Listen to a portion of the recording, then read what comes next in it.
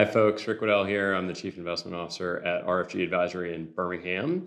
And we thought we'd come to you with a brief market update, maybe talk a little bit about the volatility that we've seen over the past couple of days. S&P 500 is currently at about 4360, so about 30 points off the high. We had a little bit of a sell-off over the past couple of days, followed by a strong rebound, all concerning the virus and the spread of the Delta variant, which is more contagious than the original version of COVID, and so has been spreading pretty aggressively through unvaccinated populations. That caused a little bit of a sell-off in the market, as the fear or panic was that it would result in future lockdowns, reduced economic activity, people staying inside their houses, whether voluntarily or forced. And there have been two things that I think counteract this a little bit. First, there's a very strong buy the dip impulse on the notion of future lockdowns, because the market has seen what happens when those lockdowns end, which is people come right back out of their houses and look to spend, if anything, even more than they spent pre-pandemic.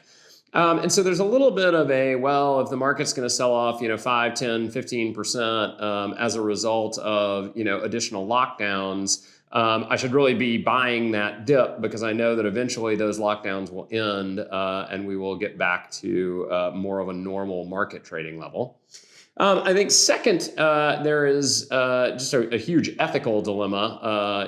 My ethics professors back in college would have a field day around the question of, what is the appropriate economic response to a disease which there is a ready cure for if people are just willing to walk down to Walgreens and get the shot.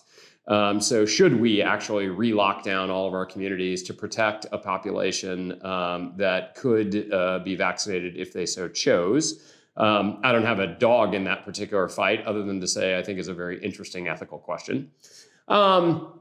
Last but not least, we're in the beginning of second quarter earnings season, and people have been able to talk to companies, and there have been a number of companies, including Chipotle today, who have come out and said that they have not seen any change in overall economic activity, demand, eating out, et cetera, based on the spread of the Delta variant. So that has calmed down the market quite a bit.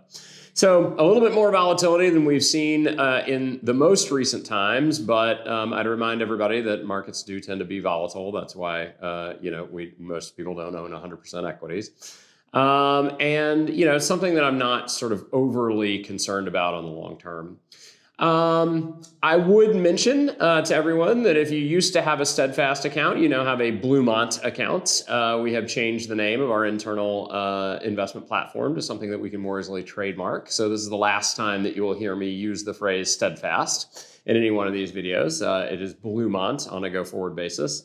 Nothing else about the investment platform changes other than the name. As always, if you have any questions about this or anything else, please feel free to reach out to me or to your advisor. I look forward to talking to you again soon. Are you enjoying this content? Please subscribe to our YouTube channel or follow us at RFG Advisory on Facebook, LinkedIn, and Twitter.